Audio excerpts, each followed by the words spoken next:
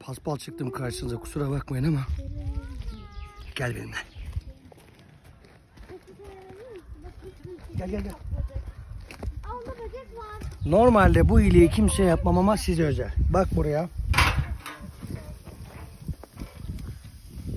İnsanların canını çeker, dur çok gösterme. Çok doğru da çek. Sivas Suç şehrinde yayla. Anne hangi yayladayız kız? Tatar'daymışız, tamam mı? Tatıyoruz buradan sonra gidiyor. Şu kadını yakında gömeriz bak. Bak çok yeri seni gömeriz yakında, söyleyeyim sana. Tamam, kapat.